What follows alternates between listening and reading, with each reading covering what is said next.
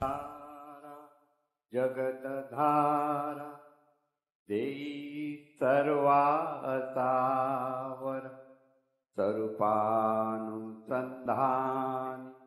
चित्तरमो निरंतर काम क्रोधादी कथारा मिळो न अंतरी अखंडित वसो चित्ती तूच अनंता सर्वांतरी शरीरी घरी दारी कन्या पुत्रादी परिग्रही अनासक्त असो चित्त आसक्त त्वत् अनुग्रही मिळो धन मिळो मान मिळो लौकिक आगळा सोडवी हा परिमद मोह पाशांतुनी गळा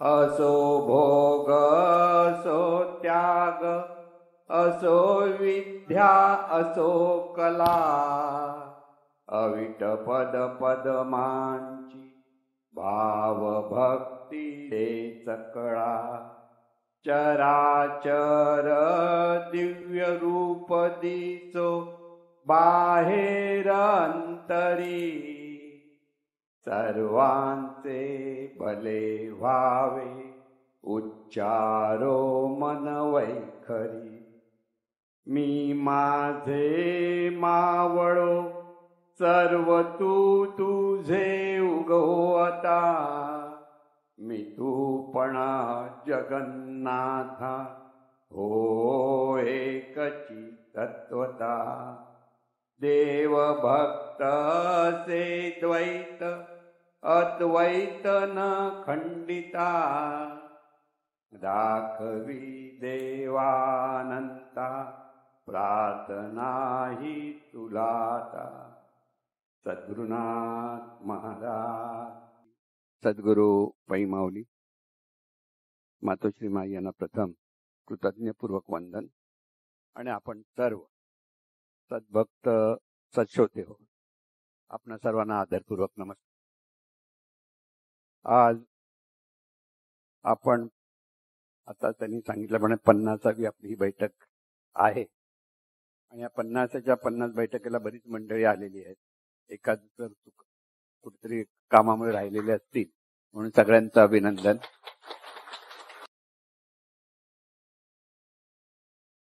आपण पुढे पुढे जातो आणि मागचं बऱ्याच वेळा राहून जातं असंही होतं ना.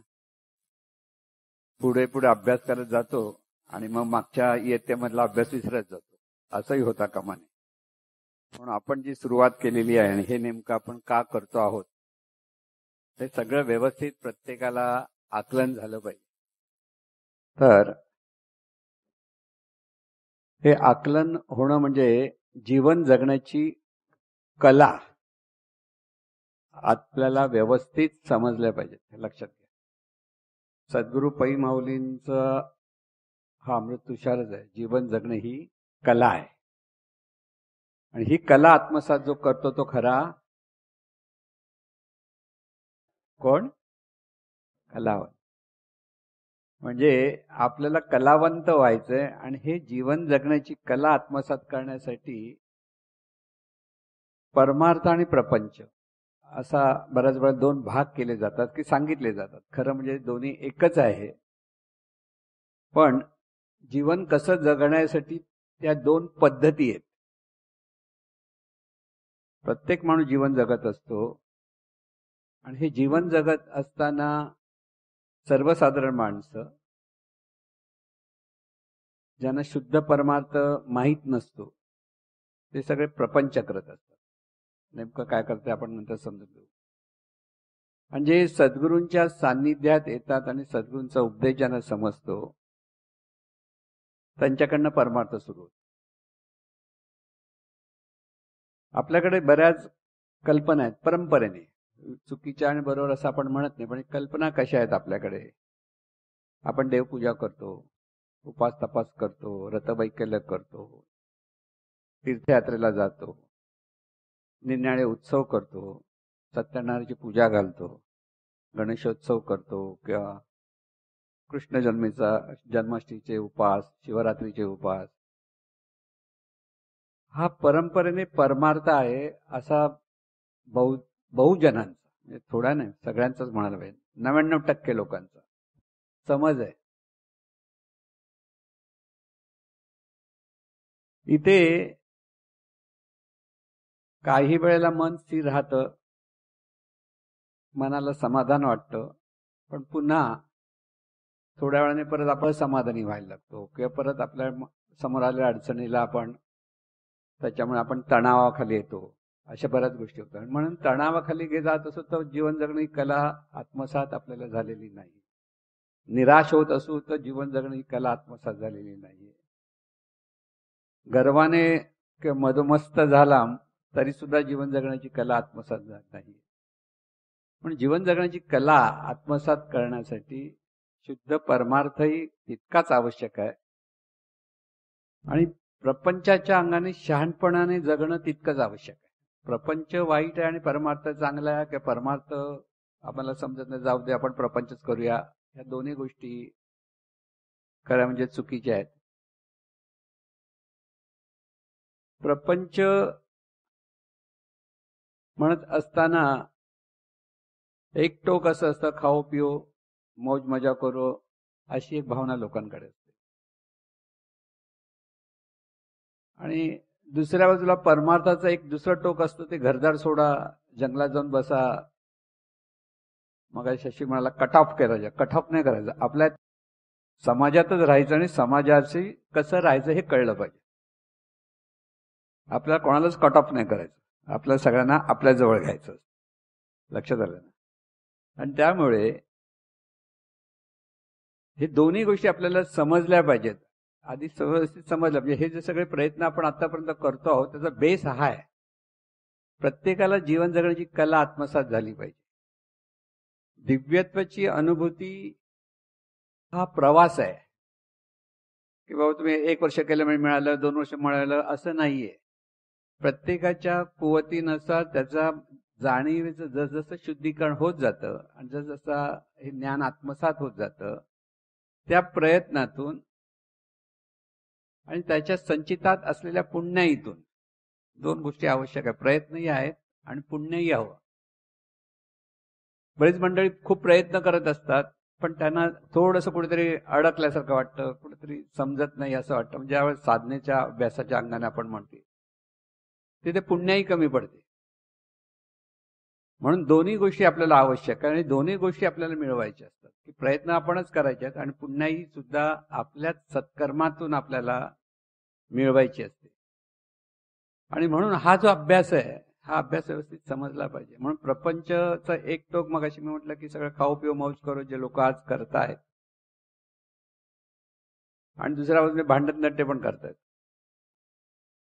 अगदी व्यक्तिगत पातळीपासून, कौटुंबिक पातळीपासून, सामाजिक पातळीपासून किंवा राष्ट्रीय पातळीवर किंवा अगदी आंतरराष्ट्रीय प्रकार सगळीकडे लढाया आहेत, भांडण तंटे आहेत, द्वेषमत्सर आहे, अपमानजनक बोलणं आहे. आपण हे सगळं पाहतो. याचा अर्थ काय? याचा अर्थ सगळ्यांचं मन अशुद्ध झालेलं आहे. ते त्यांच्या मनामध्ये एकमेकांचा द्वेष मत्सर असेल किंवा दुरावा असेल तर त्यामुळे त्यांच्याकडनं पारमार्थिक जे ज्ञान आत्मसात व्हायला पाहिजे ते त्यांच्याकडे नाही, हा त्याचा अर्थ. कर्तृत्वान असतील, श्रीमंत असतील, ऐश्वर्य असेल पण समाधान नसेल, अशी एक परिस्थिती असते. आणि म्हणून हा जो प्रपंच समजत असताना, प्रपंच म्हणजे नेमकं काय हा प्रश्न बघू आपण. म्हणजे प्रपंच करतायत म्हणजे अगर पूजा अर्चा करतायत, देवपूजा करतायत, सगळं तरी प्रपंच आहे असं आपण म्हणतो. याचा अर्थ काय? ह्या सर्व गोष्टीमुळे मी, माझं आणि मलाच हवं, या तीन गोष्टी भोवती आपण प्रत्येक माणूस फिरत असतो. मी म्हणून आपली जी ओळख आहे, देहाच्या अपेक्षेची आपण ओळख धरलेली आहे, तो मी. मग माझं नाव, माझी जात, माझा धर्म, पंथ, हे सगळं जे मी भोवती आपण पकडलेलं आहे, धारण केलेलं आहे, तो मी. आणि ह्या मीला मलाच हवं असं सतत वाटतं. आपल्याला जे हवं ते दुसऱ्याला मिळालं तर आपल्या मनामध्ये द्वेष येतो, मत्सर येतो. साधी गोष्ट आहे, असूया येते. आणि मला सगळं सतत मिळालं तर मला चढतो, मी म्हणून जो आहे त्याला. आणि सतत प्रत्येक गोष्ट माझंच आहे, नुसतं माझं नाही, तुझं ते पण माझं, असं बरंच वेळ होतं. काही लोक ते तुझं आहे ना तेही माझंच आहे म्हणून आपण म्हणतो ना, जमिनीवरच्या भांडण तंटे कोर्टात कचऱ्यात चाललेले आहेत, प्रॉपर्टीवरती कोर्ट कचऱ्यात चाललेले आहेत. हे जे मी माझं आणि मलाच हवं ह्या भोवती ह्या सगळ्या गोष्टी चाललेल्या असतात. आणि ह्यालाच आपण प्रपंच म्हणतो. देवपूजा सुद्धा कशासाठी करतो? मला अमुक गोष्ट मिळाली पाहिजे, तमुक गोष्ट मिळाली पाहिजे, नवस असतात ना आपल्या मनामध्ये, हे केलं पाहिजे, ते केलं. आणि ते नाही मिळालं तर खरं नाही वाटत. देव आहे की नाही कोणास ठाऊक असा प्रश्न पडतो. जर संकट आली तर देव आहे की नाही असा प्रश्न पडतो. कारण त्याची देव म्हणजे नेमकं काय ही संकल्पनाच व्यवस्थित नसल्यामुळे परंपरेने जे आपल्याला सांगितले गेलेले आहे. आता साधी गोष्ट बघा, आपण लग्न समारोह होतो आपल्या घरी, लग्न ठरतं, पहिलं पण ज्यांचं गाव आहे तिथे कुठे जातात? पहिलं कुलदेवतेला पत्रिका द्यायची म्हणून धावतात. आता तुम्ही म्हणाले हे कुलदेवतेला पत्रिका दिलं म्हणजे काय सगळं व्यवस्थित होणार ह्या भावनेपोटी ते देतात. आता ही देव ही संकल्पना न समजल्यामुळे हा सगळा गोंधळ असतो, हे मी सांगतोय. तसं म्हणजे नेमकं एकदा, कारण श्रद्धा प्रत्येकाच्या असतात, पण त्या श्रद्धा जर चुकीच्या असतील तर जीवन जगण्याची कला आत्मसात करता येणार नाही, हे महत्वाचं लागतं. म्हणून प्रपंच म्हणजे मी, माझं आणि मलाच हवं ह्या भोवती आपण जे जीवन जगतो आहोत. मग देवपूजा करतो, रथबैकल्य करतो, कुठे गेलं हात जोडले की काय करतो? नमस्कार करतो आणि हे दे म्हणून सांगतो. दुकानात जसे पैसे दे आणि वस्तू दे, याला म्हणतात व्यापार ना. तो प्रपंच आपल्याकडनं सतत चाललेला असतो. तिथे परमार्थ ह्याचा अर्थ काय? म्हणजे हा प्रपंच मी माझं मलाच हवं, त्याच्या मागे आणखीन एक महत्वाचा भाव असतो, त्याला आपण देहभाव म्हणतो. की देहाच्या अपेक्षेत मी माझी ओळख कशी सांगतो? प्रत्येक माणूस मी कोण तर नाव सांगतो. आपला फोटो दिसला तर हा मी आहे, हा माझा फोटो आहे, असं जे आपण सांगतो ना, चेहरा आपला आहे, की आपलं हे शरीर, मग शरीराच्या भोवती आपलं सगळं केंद्रित झालेलं असं लक्ष. म्हणून मृत्यूची सुद्धा अशा माणसांना भीती वाटते. अरे बाबा, मृत्यू म्हटलं की पोटात गोळा येतो, असं होतं ना. शरीर जाणं म्हटलं तर मग आपण काय करणार, असा जो प्रकार. पण आपण काय करणार हा प्रश्न पण खरं बरोबर आहे. कारण तो आपण कोण करणारा आहे हे थोडंसं कळत नकळत आपल्याला कळत असतं. आपल्याला किंचितची जाणीव आहे, पण त्याचं ज्ञान नाहीये. जन्मापूर्वी आपण कुठे होतो असा जर प्रश्न आपल्याला विचारला तर आपण म्हणतो आपण होतो पण माहित नाही, आपण नव्हतो असं म्हणता येत नाही. आणि मेल्यानंतर कुठे जाणार हाही प्रश्न आपल्याला पडलेला असतो. म्हणजे ह्या शरीराशिवाय आपण आहोत हे कळत न कळत आपल्याला माहित असतं प्रत्येकाला. पण तिथे त्याचं लक्ष नसतं. त्याचं सगळं लक्ष देहाच्या अपेक्षेत सुखसोयी कशा मिळतील, देहाच्या अपेक्षेत मान सन्मान कसा मिळेल, देहाच्या अपेक्षेत कर्तृत्व सिद्ध कसं करता येईल, करिअर कसं करायचं, हे सगळं देहाच्या अपेक्षेत आपण जे करतो त्याला आपण म्हणतो प्रपंच. इथे बुद्धांनी जो परमार्थ सांगितला तेव्हा त्यांनी घरदार सगळं सोडलं. मग एक टोक आहे, गौतम बुद्ध श्रेष्ठ आहेत, महान आहेत, सगळं आहे, पण त्यांचं जे तत्वज्ञान होतं तिथे त्यांनी संसार सोडला, बायका मुलांना सोडलं, सगळं सोडून ते वेगळे राहिले. आणि त्यांच्या अनुयायींना जे त्यांचं अनुयायी आहे त्यांच्या बरोबर येतात त्यांनाही ते घरदार सोडायला सांगितलं. म्हणून हे एक टोक आहे. परमार्थाच्या अंगाने अनेक संन्यासी जे आपण म्हणतो की हिमालयात जाऊन बसतायत ऋषीमुनी, आपल्या वाटतं खूप मोठे आहेत असंही आपण म्हणतो. त्यामुळे तिथे त्यांना संसाराची जबाबदारी नको, तिथले काही प्रॉब्लेम नको, तिथलं टेन्शन नको, म्हणून ते काय करतात घरदार सोडून तिथे बसतात, जसं बुद्ध जसे बसले तसे. आणि प्रपंचाच्या अंगाने आपण पाहतो आहोत की हे जी दर्शनं आपल्या वेदकालीन सांगितलेली आहेत, तिथे चर्वाक नावाचे एक ऋषी होते. त्यांनी वेगळं तत्वज्ञान म्हटलं त्या काळात सुद्धा, आणि त्या तत्वज्ञानालाही मान्यता दिलेली आहे त्यावेळेच्या ऋषी. म्हणजे सर्वांचा सन्मान कसा केला जातो ते लक्षात. चर्वाक म्हणजे आताचं जे नास्तिक म्हणून जो शब्द आहे, चर्वाक नास्तिक होता. म्हणजे वेदांनी मांडलेली सिद्धांत त्याने नाकारली. नास्तिकाचा अर्थ, खरा अर्थ हा आहे, देव मानतात आणि देव मानत नाही असं आस्तिक नास्तिक आपण जे समजतो तसं नाहीये. वेदाने जी संकल्पना मांडली होती की परमेश्वरी शक्ती अशी आहे तशी आहे, ते म्हणजे दिसत नाही ते मला मान्य नाही, जे दिसतं ते मला मान्य आहे. जे दिसतं ते मान्य आहे, तिथे खाऊ पिऊ मौज करू, उद्याचा काय विचार करायची गरज नाही, मेल्यानंतर पुढे जायचा विचार करायचा नाही. आता हे आयुष्य मिळालंय त्याच्यात तुम्ही मौज करा, काही करा, असं एक. आणि खरं म्हणजे बरीच प्रपंच करणारी माणसं अशीच वागतात. मग चर्वाकाचे अनुयायी भरपूर आहेत. तर ही दोन टोकं आहेत. जीवनविद्या म्हणते त्याचं सुवर्ण मध्य साधा. अगदी घरदारही सोडायचं नाही, मग त्यागही नाही करायचंय आणि भोगामध्येही आसक्त व्हायचं नाहीये. त्याच्याला मधलं सुवर्ण मध्य साधता आला पाहिजे. तो म्हणजे श्रीकृष्णाचं तत्वज्ञान. लक्षात घ्या, श्रीकृष्णाने संसारही केला, लढाई केल्या आणि भगवद्गीताही सांगितली. श्रीकृष्णाला आपण पूर्ण अवतार जे म्हणत असतो, त्याचे तत्वज्ञान त्यांनी जे मांडलेलं आहे ते आजही लोक अजूनही कितीतरी त्याच्यावर अभ्यास करतायत. तर हे जे सुवर्ण मध्य म्हणजे श्रीकृष्ण तत्वज्ञान, ते जीवनविद्याला मान्य आहे की संसारही हवा म्हणून सगळं हवं, सोडायचं नाही. संसारही हवा, तो शहाणपणाने कसा करायचा हे कळलं पाहिजे. परमार्थ हवा, तर परमार्थाच्या ठिकाणी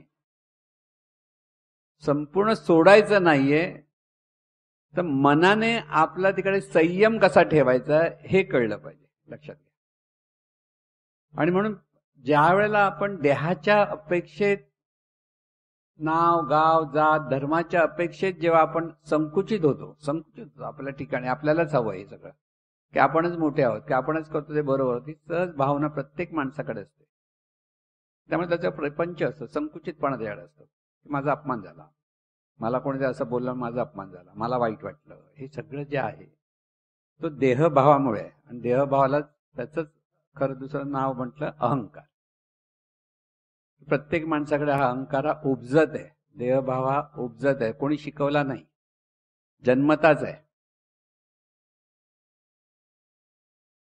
परमार्थ म्हणजे हा देहभावच आपल्याला बदलायचा आहे. मूळ बदललं की झाड अधिक बहरून जीवन जगतं. तसंच आपल्याला अधिक आनंदाने जर जीवन जगायचं असेल तर आपल्याकडचा हा देहभाव बदलायचा आहे आणि तिथे देवभाव धारण करायचा आहे. लक्षात घ्या मी काय म्हणतो. म्हणजे आपल्या ठिकाणी म्हणजे कोणाच्या ठिकाणी, हा एक एक प्रश्न आपल्याला प्रत्येक वेळेला पडले पाहिजे. तिथे आपण म्हटल्यानंतर आपण शरीर ही जी आता एक भावना आपल्याकडे सतत आहे, तर शरीर म्हणजे आपण आहोत का, हा प्रश्न आपल्याला पडला पाहिजे. की लहानपणी आपलं 1.5 फुटाचं शरीर होतं, आता 5 फुटाचं झालं, तर 1.5 फुटाच्या शरीरालाही मी आहे म्हणतो. 5 फुटाचा फोटो बघितला तरी म्हणतो मी आहे, 20 वर्षाचा म्हटला तरी मी आहे, 50 वर्षाचा तरी मी आहे. शरीरात एवढा परिवर्तन झालं की आपण म्हणतो मी आहे मी आहे, पण शरीराचा तर इतका बदल झाला की ते जे शरीर आहे ते शरीर नाहीच आहे, ते बदलत बदलत चाललेलं आहे. अगदी वार्धक्य आलं, अगदी सुरकुत्या पडतील 80-90 वर्षी, तरी तो मी आहे म्हणतो. तर हा मी आहे कोण म्हणतं? ते शरीर तर म्हणत नाही. शरीर हे यंत्र आहे, खरं दिव्य यंत्र आहे. लक्षात ठेवा, शरीर यंत्र म्हणजे साधी सुधी गोष्ट, ती परमेश्वरी शक्तीतून निर्माण झालेली दिव्य शक्तीच आहे, पण ती वेगळ्या अंगाने. ह्या देहातून मी म्हणणारं तत्व, त्याला आपण जाणीव हा शब्द वापरतो. वेदकालीन ऋषीमुनींनी त्याला ब्रह्म हा शब्द वापरला किंवा आत्मतत्व हा शब्द वापरला. आत्मतत्व आणि ब्रह्म म्हटलं की आपल्याला लक्षात येत नाही का, संस्कृत शब्द आहे ते. जाणीव म्हटलं तर कुठेतरी आपल्याला लक्षात येतं. जाणीव काय? जाणते ती जाणीव. जे जाणणं आपल्याकडे चाललेलं आहे ती जाणीव. सतत आपण पाहतो, ऐकतो, बोलतो, चाकतो, ही जाणीव आहे. आणि ह्या जाणीवेच्या ठिकाणी देहभाव आहे. शरीराच्या ठिकाणी देहभाव असं नाही, शरीराच्या ठिकाणी भाव नाही. शरीर जशी जाणीव चालवेल तसं शरीर चालतं. एखाद्या वाटलं कोणाला तुमच्यापैकी चला उठावं, म्हणजे जाणीवेला वाटलं उठावं तर उठाल, पण तिथे विचार केला नको उठू, बसूया तर बसा. मग सगळं जीवन आपलं जाणीवेच्या द्वारे चालतं. म्हणजे इथे देहाच्या अलीकडे जाणीव आहे. डोळा पाहत नाही तर डोळ्यातून जाणीव पाहते. कान ऐकत नाही तर कानातून जाणीव ऐकते. नाक गंध घेत नाही तर नाकाच्या द्वारे जाणीव गंध जाणते. स्पर्श त्वचा नाही जाणत तर त्वचेच्या द्वारे जाणीव स्पर्श जाणते. म्हणजे ही जाणीव आपल्या संपूर्ण शरीराला व्यापून आहे. आणि ही जी जाणीव आहे ते आपण आहोत. पहिली गोष्ट, पहिली स्टेप ही लक्षात आहे. देह आपण ही जी पहिली स्टेप आहे त्याच्या मागे मागे पडत जायचं की देह आहे, ह्या देहाच्या द्वारे जाणणारी जी जाणीव आहे ते आपण आहोत. ही जी जाणीव आहे ही सतत जाणत असते. सतत झोपेत सुद्धा ती जाणत असते. पण आपण झोपेत असल्यामुळे, म्हणजे नेणीव स्वरूप म्हणतो, झोप म्हणजे नेणीव स्वरूप आणि जागृती म्हणजे जाणीवपूर्वक जाणणारं तत्व, आणि नेणीव म्हणजे नेणीपूर्वक. तिथे जाणीवपूर्वक जाणणं काहीच होत नाही, पण तिथे त्या जाणीवेच्या द्वारे कार्य चालूच असतं. आपला श्वासोच्छवास चालू असतो, रक्ताभिसरण चालू असतं. चुकून एखादी मच्छर खूप जोरात चावली तर आपला हात पटकन तिथे जातो, झोपेत सुद्धा जातो. म्हणजे हे जाणीवेचं कार्य नेणीपूर्वक असतं. त्यामुळे ही जाणीव सतत कार्यरत असते आणि ती ह्या शरीराचा उपयोग करते. शरीराच्या द्वारे ती जाणते. शरीराचं महात्म्य आहे. महात्म्य काय? जी जाणीव स्वतः केवळ नेणीव स्वरूप आहे, म्हणजे तिच्याकडे जाणीवपूर्वक जाणणं काही नाही, तीच जाणीव, नेणीव स्वरूप जाणीव जेव्हा शरीराच्या द्वारे कार्य करते तेव्हा ती जाणीवपूर्वक जाणायला लागते. परमेश्वरी तत्व ज्याला आपण म्हणतो ते मुळात अनंत स्वरूप आहे, निर्गुण निराकार आहे. तिथे सगुण निराकाराचं स्फुरण होतं आणि तेच तत्व सगुण साकार रूपाने म्हणजे विश्वरूपाने प्रगट आहे. या 3 स्टेप आहेत परमेश्वराचे. निर्गुण निराकार म्हटल्यानंतर जसे आपण गाढ झोपी जातो तशी अवस्था. आपल्याला आपण म्हणतो काही कळत नाही, कारण त्या नेणीव स्वरूपात आपल्याला त्या नेणीवेतून जे कार्य चाललं ते कळत नाही, म्हणून आपण म्हणतो आपल्याला काही कळत नाही. पण परमेश्वरी शक्तीची जसं शरीराला जाणीव व्यापून आहे तसं ह्या संपूर्ण ब्रह्मांडाला, विश्वाला, प्रत्येक रूपाला हे चैतन्य स्वरूप किंवा जाणीव स्वरूप व्यापून आहे.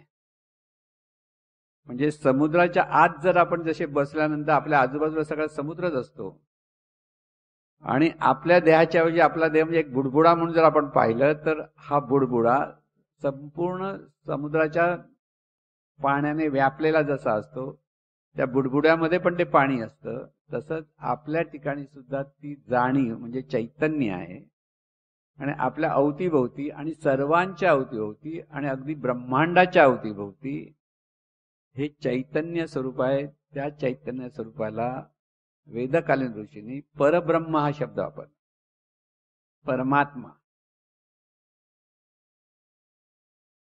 ह्या त्यालाच आपण दिव्य स्वरूप म्हणतो, की त्यालाच आपण चैतन्य स्वरूप म्हणतो.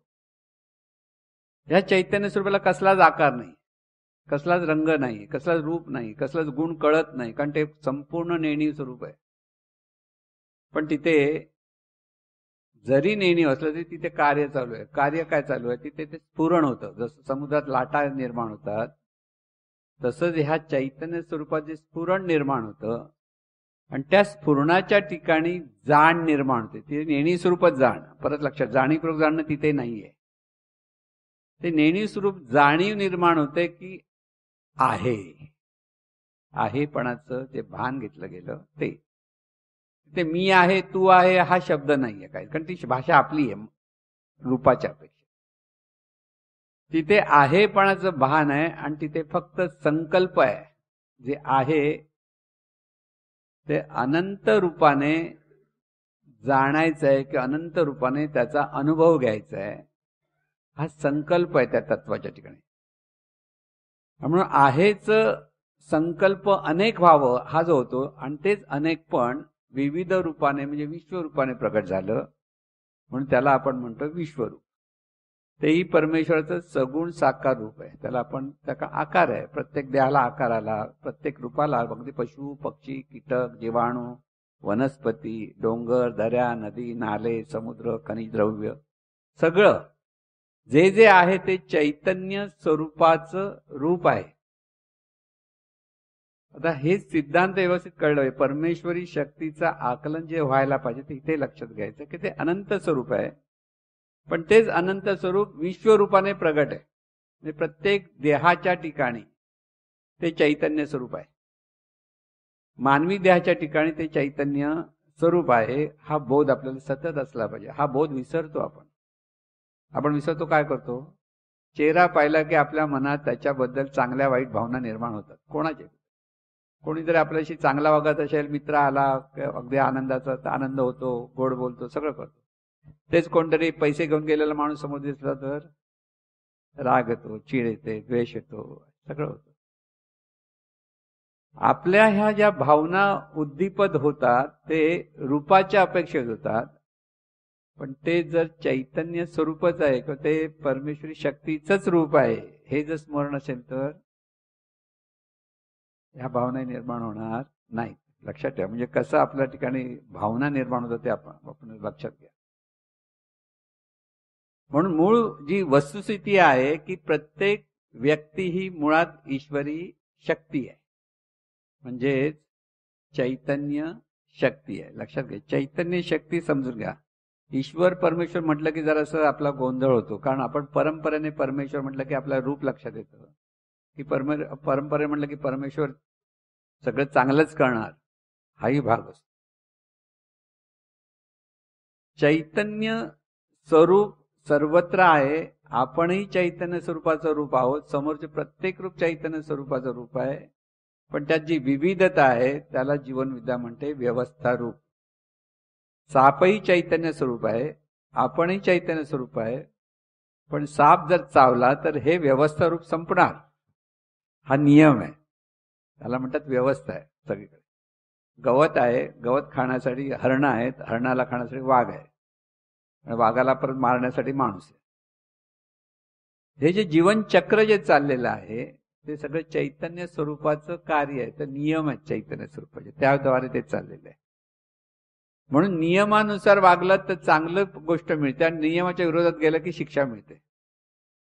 म्हणून परमेश्वर आपल्या जीवनात कसल्याही म्हणजे कसल्याही अंगाने ढवळाढवळ करत नाही.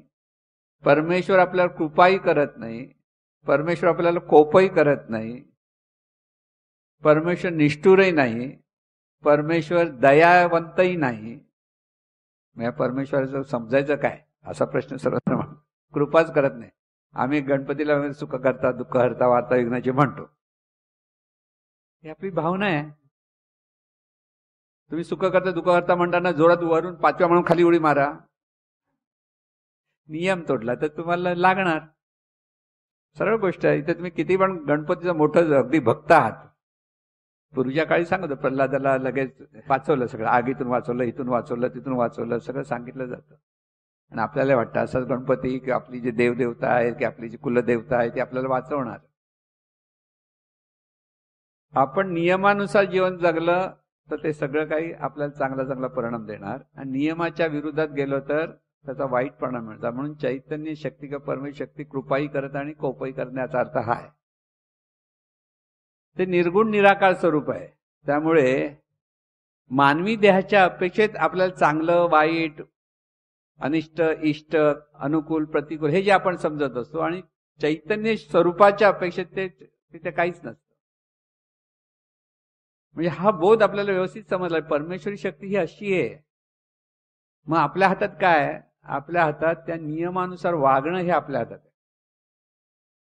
परमार्थ आणि प्रपंच इथे येतो. परमेश्वराचं सतत स्मरण पाहिजे की सर्वत्र ही ईश्वरी शक्ती नांदते, हे स्मरण आहे की सर्वत्र ईश्वरी शक्ती नांदते. मी म्हणतो तिथे ईश्वरी शक्ती नांदते, मग ईश्वरासारखा वाग. ईश्वर म्हणजे चांगला वागणारा असं आपण म्हणतो ना. म्हणजे आपल्याला नियम काय, आपण जी क्रिया करतो, कर्म करतो, विचार आचार, त्याप्रमाणे आपल्याला प्रतिक्रिया मिळते. चांगले विचार आचार केले तर चांगली प्रतिक्रिया मिळेल, नाही मिळणार असं नाही. पण कधीतरी त्याचा असं म्हणतो आपण एवढ्या ह्या माणसाने एवढं केलं पण तो कृतज्ञ नाही माणूस, जरा पण त्याला जाणीव नाही असं म्हणतो ना बरंच. त्या माणसाला असो नसो हे त्याचं कर्म आहे, पण तुम्ही केलेल्या कर्माचं चांगलं फळ हे तुम्हाला मिळणारच, हे स्पष्ट लक्षात ठेवा. मग वाईट फळ मिळतं का, आपण पूर्वी केलेल्या कुठच्या तरी कर्माचं, जे आपण चुकून, आपण काय सगळं नेहमी चांगलं कर्म केलेलं नसतं ह्या आयुष्यात किंवा अगोदरच्या आयुष्यात. जी कर्म आहेत आपली, ते कर्माचं फळ कर्मात आहे, हा सिद्धांत आहे. तो फळ कधी चुकत नाही. आणि म्हणून इष्ट आणि अनिष्ट पूर्वी केलेली कर्म आपल्याला आठवत नसतील तर नसू देत, काही हरकत नाही. त्याच्यासाठी काही रडत बसायची गरज नाहीये.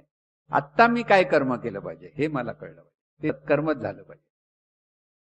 कोणी किती अपमान केला आणि कोणी किती अनिष्ट वागलं किंवा कसाही वागलं तरी आपलं हे सत्कर्मच झालं पाहिजे. ही महाकठीण गोष्ट आपल्याला करावी लागते, त्याशिवाय ते होणार नाही. कठीण आहे. कोणीतरी तुम्हाला अपमान केला आणि ते अगदी शांत बसले, असं कधी होतं का? मनातल्या मनात तरी खळबळ सुरू असते, मनातल्या मनात तरी आपण बडबडतो, डायरेक्ट बडबडू नाही. आणि त्यामुळे ही जी प्रतिक्रिया देण्याची जी आपली वृत्ती आहे तोच प्रपंच आहे. त्या प्रतिक्रिया न देता प्रतिसाद द्यायला शिकलात तर तो परमार्थ सुरू झाला, शहाणपण तिथे सुरू झालं. प्रतिसाद असा द्यायचा की आपला दुष्कर्म होता कामा नये. जे आहे ते शांतपणे आपण त्याच्यावर प्रतिसाद कसा द्यायचा हे आपल्या लक्षात आलं. प्रतिक्रिया ही कधी अनिष्ट पद्धतीने प्रगट होते, कारण आपला अंतर्मन हे देहभावाने प्रगट आहे. आणि देहभावामध्ये दुजेपण असल्यामुळे तिथे सगळे विकार आहेत. आणि जेव्हा प्रतिकूल किंवा अनिष्ट गोष्टी आपल्या समोर येते की आपल्याला कळते की आपल्याबद्दल जे होते त्याला आपण त्याच पद्धतीने उत्तर देण्याचा प्रयत्न करतो. हा आपला स्वभाव आहे. म्हणजे आपल्या या अशुद्ध जाणीवेचा हा स्वभाव आहे. अशुद्ध जाणीव म्हणतो आपण. अशुद्ध पण कुठे आहे, तिथे मी पण आहे, अहंकार आहे, त्याला आपण म्हणतो अशुद्ध. देहभाव आहे, त्याला आपण म्हणतो अशुद्ध आहे. शुद्ध पण कुठे येईल, जिथे देहभाव आहे तिथे चैतन्य भाव आहे ते चैतन्यच आहे. हा जर भाव असेल तर सर्वत्र पाहण्याची दृष्टी जर बदलली तर आपल्याला तिथे दुजे पण येत नाही, तर तिथे त्याच्याबद्दल समोरच्याबद्दल वाईट चिंतन येत नाही. आपण शांत राहून त्याचं भलं व्हावं ही आपल्याकडे सहज प्रेरणा निर्माण होते. इथे परमार्थ आहे. परमार्थ हा आपल्या जाणीवेचं शुद्धीकरणामध्ये आहे. मगाशी मी म्हटलं ना, परमार्थ बऱ्याच लोकांच्या लक्षात येत नाही की परमार्थ म्हणजे फक्त देवपूजा केली म्हणजे मी परमार्थ केला. जे श्रद्धा अंधश्रद्धा जे आपण करतो त्याला आपण परमार्थ म्हणतो, तो परमार्थ नसतो. कारण त्यामुळे आपल्या जाणीव शुद्धीकरण झालेलं नसतं. आपल्याकडे क्रोध आहे, मद आहे, मत्सर आहे, द्वेष आहे. दुसऱ्याच्या ठिकाणी दिसतो, आपल्या ठिकाणी आपल्याला दिसत नाही. एवढंच. माझ्या ठिकाणी द्वेष आहे असं नाही हो, माझ्या अजिबात द्वेष नाही असा कोणीतरी अरे तुला मत्सर झाला, अरे मी कधीच मत्सर करत नाही. म्हणजे माझ्याकडे हे मला कळत नाही, पण दुसऱ्याकडे हे मात्र चांगलं कळतं. किती अहंकारी आहे ना तो माणूस. बोलताना आपण बोलतो ना, किती अहंकाराने बोलतो ना तो, की हा जो सगळा प्रकार आहे की माझ्याकडे काय आहे दोष ते मला कळत नाही, पण मी मात्र गुणवंत आहे. सगळ्या जगात सगळ्यात चांगला माणूस कोण, मी, असं प्रत्येकाला वाटतं. ह्याला अज्ञान म्हणतो आपण. हेच अज्ञान आहे की मी अतिशय चांगला आहे ह्या भावनेतून मी कसाही कोणाला बोलू शकतो. समोरच्याचा मला सन्मान करायचा आहे हेच मी विसरतो, कारण समोरची व्यक्ती ही ईश्वरी शक्ती आहे हे माझ्या लक्षात राहत नाही. आणि त्यामुळे मी कधी कधी अपमानजनक बोलतो की मी कोणाचा द्वेष मत्सर करतो. हे सगळं अशुद्धीकरण आहे. म्हणून ह्या अशुद्धीकरणातून जीवन जगता तो प्रपंच असतो. आणि शुद्ध जाणीवेने आपण जेव्हा सर्वांशी संबंधित होतो तेव्हा तो खरा परमार्थ असतो. परमार्थ म्हणजे हा आहे. देवपूजा केली म्हणजे परमार्थ झाला, हा जो समज आहे. कारण त्या देवपूजेतून आपल्या ठिकाणी असलेला अहंकार, द्वेष, मत्सर, क्रोध, हे षटविकार जर तसेच राहिले तर तो परमार्थ नसतो. म्हणजे परमार्थाची व्याख्या व्यवस्थित समजली आहे. शुद्ध परमार्थ आपण म्हणतो त्याला. आणि म्हणून इथे दिव्यत्व काय आहे ते कळलं पाहिजे. आणि प्रपंच ही सुद्धा आपल्याला करायचं आहे. असं नाहीये की ते देहाशिवाय आपल्याला जगायचं. देहाशिवाय जगता येणार नाही. देह हे हवाच. देह नसेल तर आपण कुठे आहोत, काय आहोत हेच आपल्याला कळणार नाही. लक्षात. म्हणून देह आहे, म्हणून देहातून जाणणारं हे तत्व आहे, त्याचं अस्तित्व देहामुळे कळतं. देहाचं महात्म्य आहे. म्हणून अगदी पूर्वीच्या परंपरागत परमार्थामध्ये देहाला त्रास देणं, अगदी आपण म्हणतो पंचाग्नी साधनं, चारी बाजूला अग्नी लावायचं, वरून सूर्य तापतोय, मग शरीराला ताप द्यायचा, म्हणजे ते तपश्चर्या असं लोकांना वाटायचं पूर्वीच्या काळी. की तपश्चर्या म्हणजे सुद्धा शरीराला ताप देणं, की तिथे आपण तिथे शुद्ध होऊ. शरीराला ताप देऊन शुद्ध होताना शरीर आपल्यासाठी उपयुक्त गोष्ट आहे. अत्यंत उपयुक्त, अत्यंत दिव्य शरीर, अलौकिक.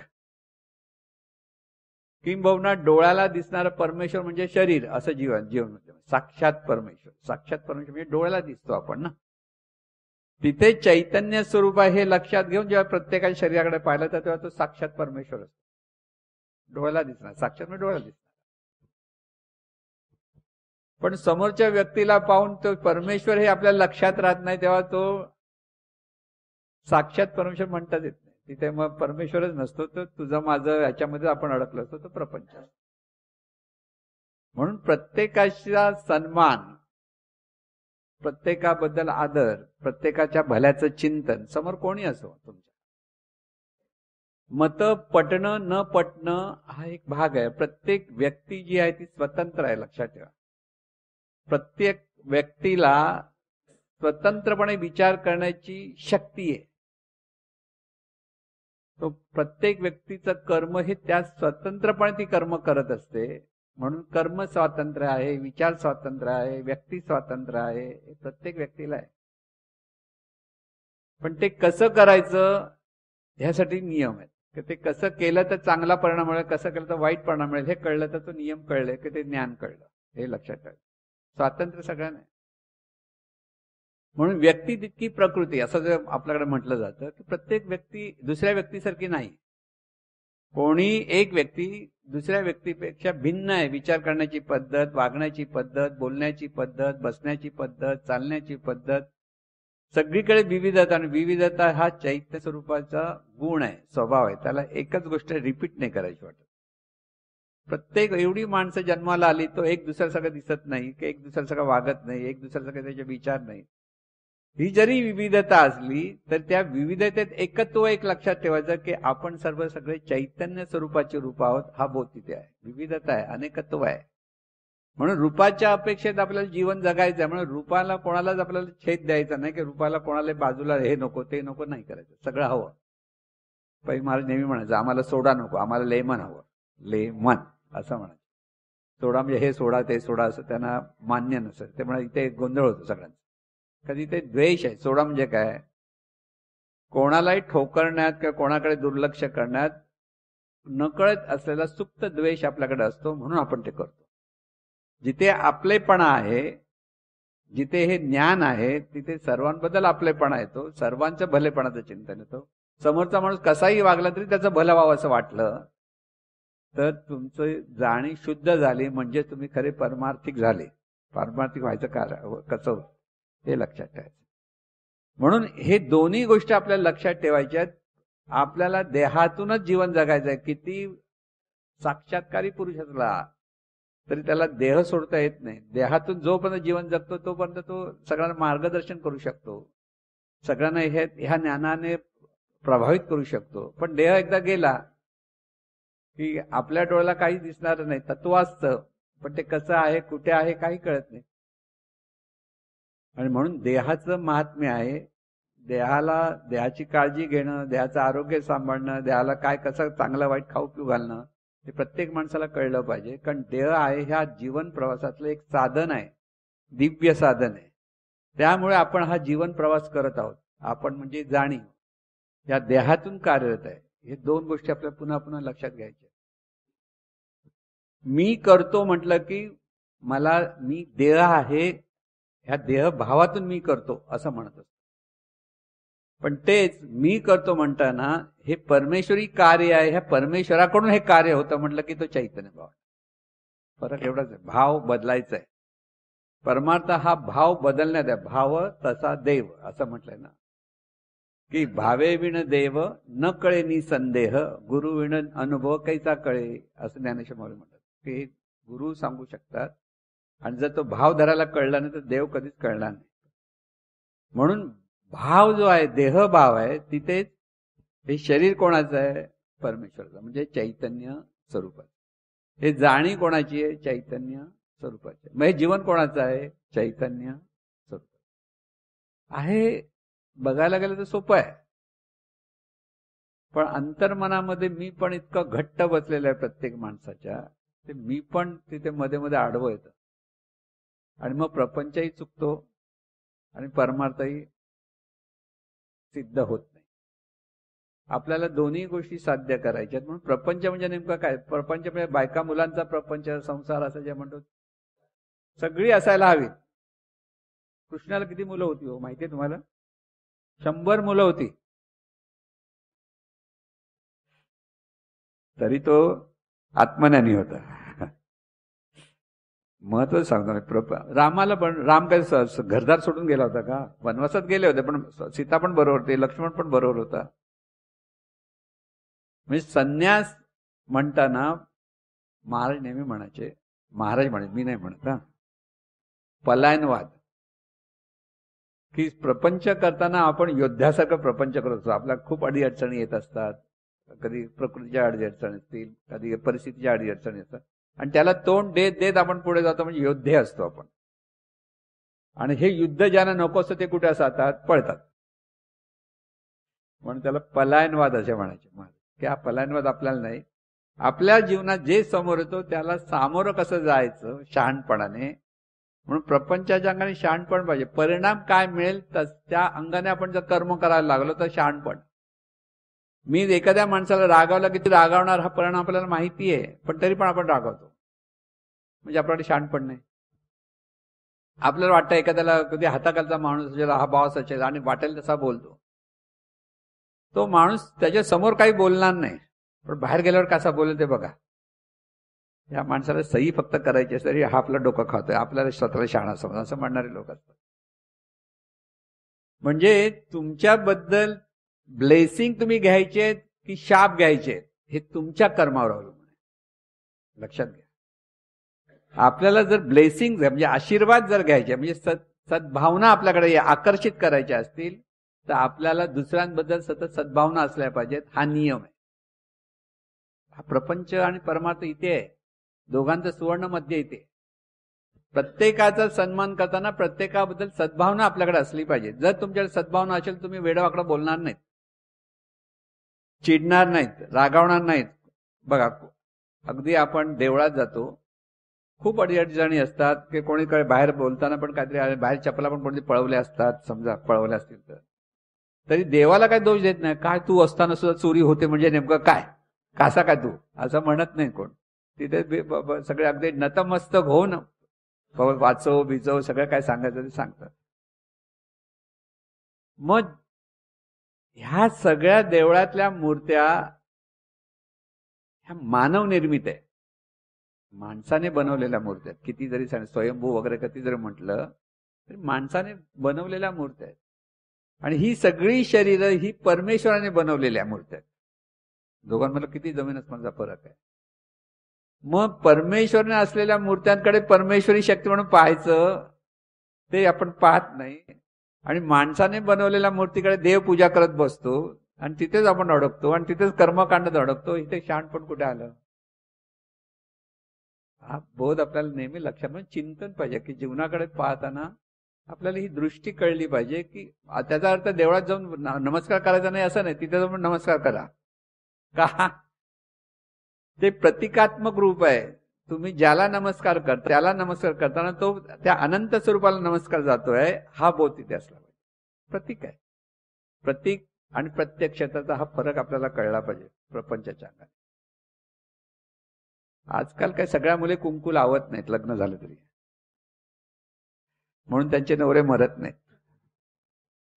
पण पूर्वीच्या काळी जरासं कुंकू असं सरकली बाई घाबरली, अरे बापरे माझं कुंकू झालं म्हणजे काय तिला वाटत माझं सौभाग्य गेलं असं वाटत. असं काही होत नव्हतं, पण ते प्रतीक आहे. कुंकू हे प्रतीक आहे आणि ते प्रतीकावर सौभाग्य असं पूर्वीच्या काळी. आता कोण ठरवत नाही सौभाग्य, आता लिपस्टिक पण चिटकवतात इथे असं काय ते बरोबर. मग ती भावना गेली. पूर्वीची भावना कशा होत्या, पूर्वीच्या स्त्रिया होत्या त्यांना कुंकू जर गेलं म्हणजे हिंदू स्त्रियांच्या चुकूनही जरा असं पुसलं गेलं किंवा नवऱ्याला पाहिलं तर नवरा अरे मी काय मेलोय का जरा कुंकू लाव असं व्हायचं. पण ते प्रतीक आहे. प्रत्यक्ष कुंकू पुसला म्हणून तो मरत नव्हता. आणि तसं झालं असतं तर काय पुरुषाची खरी गत नव्हती. भांडण झालं की या बाईने फक्त हलवायचं कुंकू. तो बाळसमोर थरथरायला लागला, अरे बाबा थांब थांब मी काय करत नाही. असं होत नाही. म्हणजे प्रतीक आणि प्रत्यक्षातला हा समज आहे. तशा मूर्त्या म्हणजे प्रतीक आहे. प्रतीक लक्षात ठेवा. तिथे नमस्कार करायचा, तो नमस्कार त्या अनंत स्वरूपाला नमस्कार आहे, त्या चैतन्य स्वरूपाला नमस्कार आहे. हा बोध जर आपल्याला लक्षात आला तर आपल्याला हा सुवर्ण मध्येच कसा साधायचा ते कळेल. सर्व गोष्टींमध्ये राहायचं, सगळ्या गोष्टी आपल्याला हव्या आहेत, पण त्याचा चांगलाच परिणाम आपल्याकडे घेता आला पाहिजे की ज्यांच्या बरोबर आपण राहतो त्यांना आपल्याला आनंदच देता आला पाहिजे. जेव्हा तुम्ही मनापासून जेव्हा आनंद देताना, नवीन माणूस जरी भेटला, बऱ्याच दिवसांनी कोणी भेटला की नेहमीचा भेटला आणि तुमच्या हसून करून बोललात तर त्यालाही आनंद असतो आणि तुम्हाला आनंद असतो. पण ते तुम्ही कुसपटासारखा कधी बोलाल, तू असा कसा करतोस, तू तसा कसा करतो, तिथे तोही दुःखी आणि तुम्ही दुःखी, काही फरक पडत नाही. आता म्हणून हे जीवन जे जगण्याची कला आहे ते महाराज नेहमी म्हणतात आनंद वाटायला शिका, म्हणजे सर्वांना आनंद द्यायला शिका. वाटा म्हणजे वाटण्यासाठी नाही, फक्त विचार उच्चारातून आपल्याला आनंद देता आला पाहिजे की ते समाधान आपल्याकडे सहज होतो. हा निसर्ग नियम आहे, लक्षात ठेवा. जे तुम्ही देता ते तुम्हाला परत मिळतं. तुम्ही काय देणार त्याप्रमाणे तुम्हाला मिळणार. हा जो नियम आहे हा नियम आपल्याला लक्षात ठेवायचा. तुम्ही जे करता ते देवाजवळ मागता, म्हणजे कर्म सुद्धा तुम्ही जेव्हा करता म्हणजे ती क्रिया असते, तुम्हाला त्याचा परिणाम मिळतो म्हणून त्याप्रमाणे तुम्हाला मिळतं. म्हणून तुम्ही जे करता ते देवाजवळ मागता. मागणं असतं जे करणं, चांगलं केलं वाईट केलं, भांडण तंटे केले की प्रेमाने एकमेकांशी संबंध जोडले, हे ते करणं असतं. त्याप्रमाणे तुम्हाला चांगला किंवा वाईट परिणाम मिळत असतो. आणि म्हणून इतकं जीवन सोपं आहे जगायला, पण तेच आपण कठीण करून बसलेलो आहोत. आणि ते कठीण करताना आपल्याला हा प्रपंच म्हणजे प्रपंचाच्या अंगाने शहाणपणाने जीवन जगायचंय. म्हणजे निसर्ग नियम आपल्याला सांभाळायचे एवढंच. प्रपंच वाईट नाही, संसार वाईट नाही, काहीच वाईट नाही. आपली दृष्टी चुकली की सगळं वाईट होतं. दृष्टी व्यवस्थित असेल तर सगळं काही व्यवस्थित. म्हणजे जशी दृष्टी तशी सृष्टी असं जे आपण म्हणतो, हे सगळं म्हणी बरोबर असतात पण आपल्याला ते लक्षात येत नाही. आपण फक्त कधीतरी निबंधामध्ये, पूर्वी निबंध लिहायला आता आहेत का माहित नाही परीक्षेमध्ये, ते निबंधासाठी आम्ही ह्या म्हणी पाठ करायचो तेव्हा. असो तर हा जो परमार्थ जो आपण म्हणत असतो तो परमार्थ आपल्याला सिद्ध करायचा आहे. म्हणून प्रपंच आणि परमार्थ ह्या दोन्ही गोष्टीतून आपल्याला सुवर्ण मध्य साधून जीवन जगायचं आहे. आणि हा सुवर्ण मध्य साधण्यासाठी परमार्थ म्हणजे ही जी ईश्वरी शक्ती आहे की चैतन्य शक्ती आहे त्याचा अनुभव आपल्याला घेतल्याशिवाय तो कळत नाही, गोंधळ होतो, ते समजलं पाहिजे. आणि ते करण्याचा आपण पुढे आता प्रयत्न करणार होतो. म्हणजे ही जे आज परत आपण अगदी सुरुवातीपासून सांगण्याचा प्रयत्न करतोय, थोडं अगदी अगदी मुद्द्याने सांगतो आहोत. पण प्रपंच म्हणजे आनंदाने जीवन जो जगत असेल त्याचा तो परमार्थ होतो. म्हणजे प्रपंच असा केला पाहिजे की त्याच्यातून परमार्थ आपोआप फुलला पाहिजे. म्हणजे काय, परमार्थाच्या अधिष्ठानावर प्रपंच केला पाहिजे. म्हणजे काय, देवभावातून जीवन जगलं पाहिजे. जीवन जगणं आणि त्यासाठी आपल्याकडे हा देवभाव प्रकट झाला पाहिजे. ही देवभाव कधी प्रकट होईल? देवाची अनुभूती आली तेव्हा देवभाव प्रकट होतो. शब्दाने तो प्रकट होत नाही. तू देव आहेस म्हणून देवाचे कोणा भाव धरू शकत नाही. म्हणून ती अनुभूती कशी घ्यायची त्यासाठी जे शास्त्र आहे ते आपण आता पुढे घेणार आहोत. आता आपल्याला थोडा ब्रेक घ्यायचा आहे. ब्रेक म्हणजे खाली जाऊन नाश्ता तयार आहे ना, 9 वाजले ना, तर ते करायचं आहे. ते करून पण ते करताना आता फक्त एवढाच विचार करा, हे सर्व जीवन परमेश्वराचं आहे. वैश्विक जीवन परमेश्वराचं आहे. प्रत्येक व्यक्तीचं जीवन परमेश्वराचं आहे. या भावामध्ये त्या चैतन्य भाव, हा चैतन्य भाव आहे. सोपा जरी असला तरी तो सहज येणार नाही, पण सतत चिंतन करा आणि त्या चिंतनातून जरासं पोटपूजा करा आणि परत वर या. गप्पा मारत बसू नका, कारण जरा गप्पा मारण्याची आपल्याला हौस असते अशा वेळेला. आणि नका बोलू म्हटलं तर अधिक बोलावंसं वाटतं. तुम्हाला म्हटलं खाजवू नको तर मुद्दाम खाज येते स्वभाव आपला. त्यामुळे मनातल्या मनात बोला, समरशाशी बोलू नका. एवढं केलं की होईल. आता थोड्या वेळाने आपण लगेच ते घेऊन येऊ आणि परत सुरुवात करूया. सद्गुरुनाथ महाराज की जय. हे ईश्वरा सर्वांना चांगली बुद्धी दे, आरोग्य दे, सर्वांना सुखात आनंदात ऐश्वर्यात ठेव. सर्वांचं भलं कर, कल्याण कर, रक्षण कर आणि तुझे गोड नाम मुखात अखंड राहू दे. सद्गुरुनाथ महाराज.